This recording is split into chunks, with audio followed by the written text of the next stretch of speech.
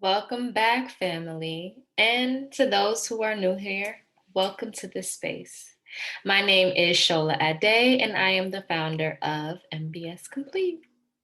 So today we are back with our midweek message.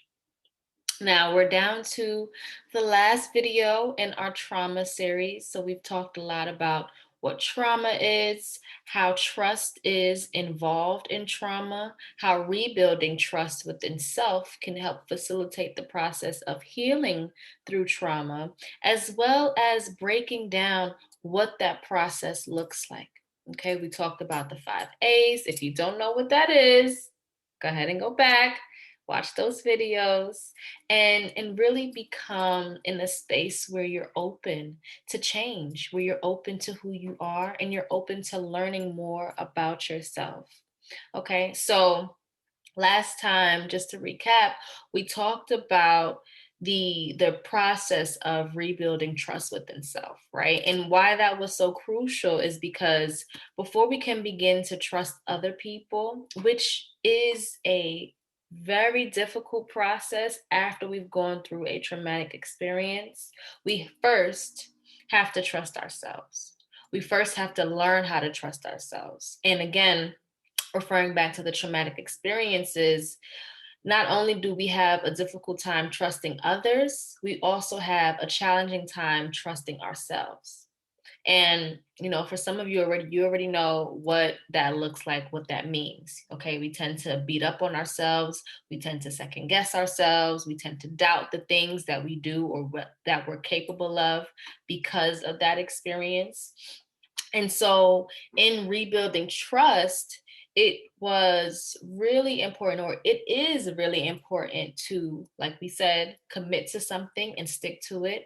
If you are unable to commit to it for whatever reason, be gentle and recognize that there are other opportunities to redo what you were not able to do the first time. And there are also opportunities for you to be able to do it better the next time. And then within all of that, we also wanting to really spend time with ourselves, learn who you are, understand why the first time you weren't able to do it in the way that you intended, right? And so spending times with ourselves requires being alone. Okay, being in a space of solitude, being in a space of silence, even at times, that you can learn and you can even listen to the things that happen in your mind that you may not be aware of because of the day to day, constant moving, constant going with whatever society tells you to move with. So, doing things like journaling, like I said, doing things like just staying in a very quiet space and listen to yourself. And then, of course, as you are observing and reflecting, having that sense again of gentleness, of kindness for what comes up. Okay, and this, we're going to get deeper into it when we talk about this next piece here, right? So we're essentially transforming at this point through the trauma. Okay, and so we're learning to heal through self acceptance, self compassion, as well as self love. Okay, now again, why, Shola, do you keep talking about self? Why? What does self have to do with trauma, trust, anything, right? Everything starts with self. Okay, our thoughts, our emotions, our sensations, our ideas, our desires, they all stem from self. They all come from you. Now, maybe you've learned different things over the years. Maybe you've had different experiences that have taught you a certain way of life. Maybe you've been conditioned to act, be, speak, think, and do things in a particular way because of maybe where you were born, maybe the family that you were born into, maybe things that you've been exposed to on TV and media, whatever. So, we can never take away the influence that external factors have had on us. And we also want to make sure that we recognize that it's us that it had an influence on, nobody else. Okay? You were the one that learned certain things. You were the one that was conditioned, not anybody else. Okay. Now, of course, we are all going through our own journeys and we all have our own perspectives and how we came into who we are. Ultimately, though, that is different from person to person. And it's also the same because we have that same experience of being brought up, learning different things, experiencing different things. And so those experiences and that sort of journey makes us all the same. And at the same time, we're different. Okay. We have had those differences. We have had those differences in experience. So you are the only one that can be you, right? There are no other shoulders like me. There may be people who have my name, sometimes rare, sometimes not.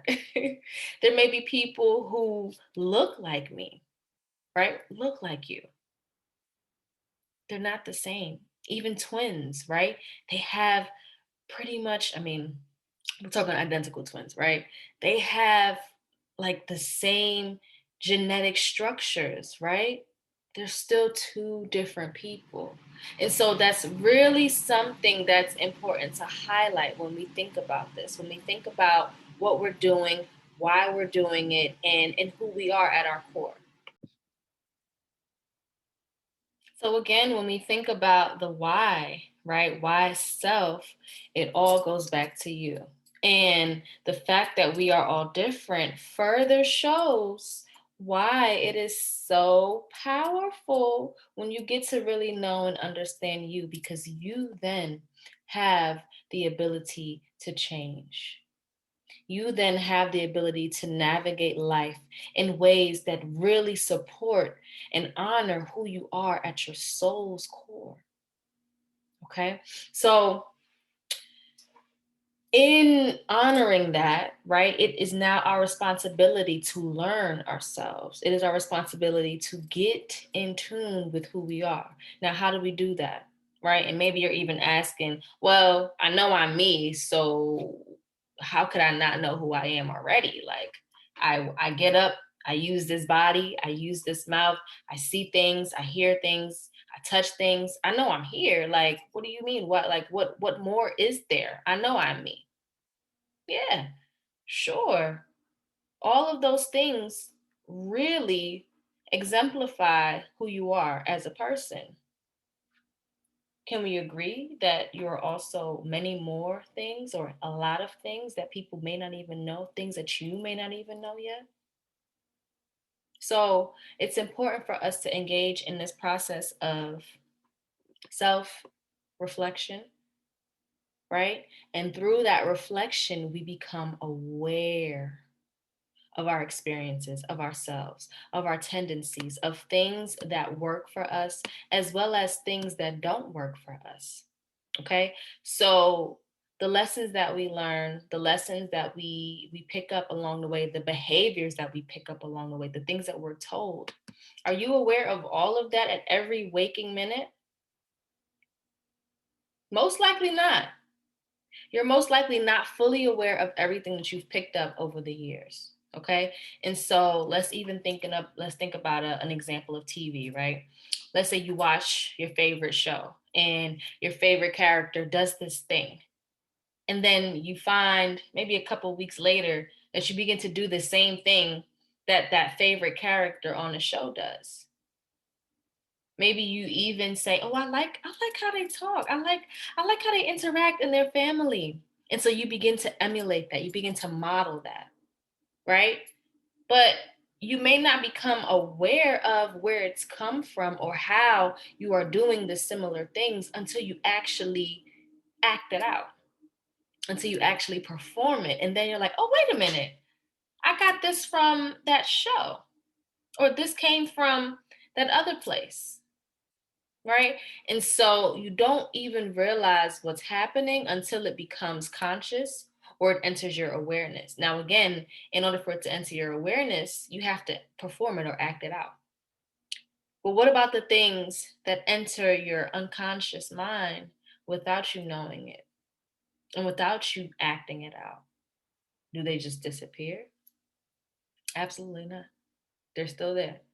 Okay, so this is why self awareness and self-reflection are so critical. So you do the reflecting part. Remember, spending time with yourself, doing some journaling, doing some creative arts, really figuring out what is going on up here, what is going on in here. Okay.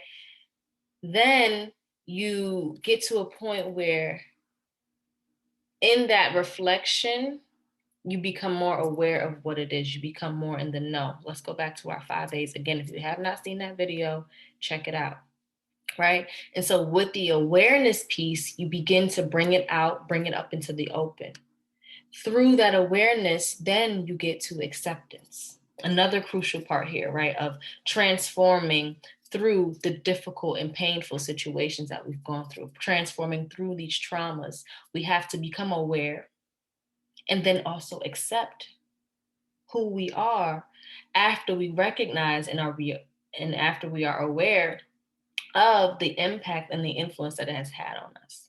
Okay, so we have that self-awareness part, which then goes into the self-acceptance part. And now again, this is where self-compassion is so important here as well, because we may find that through this process of becoming aware and through this process of learning who we are and the things that we've picked up and the different things that influence us, we may not like it. We may not feel as though it really is who we are. And that's completely fine, right? Because maybe that's not how you want to define yourself. And so, in order for you to even get to a point of redefining yourself, it's important to use that compassion. Be kind.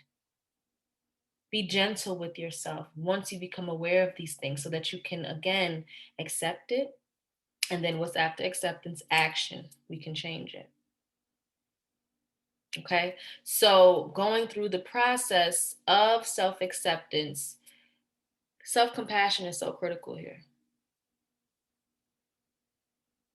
Self compassion, we always need to show ourselves that same space that we may give others who have done things in their lives that we may not agree with or they may not agree with. Let's say you failed a test or your friend failed a test. Oh man, it's all right. Oh, sis, you need a study group. It's okay. I mean, I know you tried your best. That same compassion that we give to others, we have to then also give it to ourselves. That grace that we give others, we have to give it to ourselves. Imagine if you take a test and instead of you saying, dang, I should have studied harder.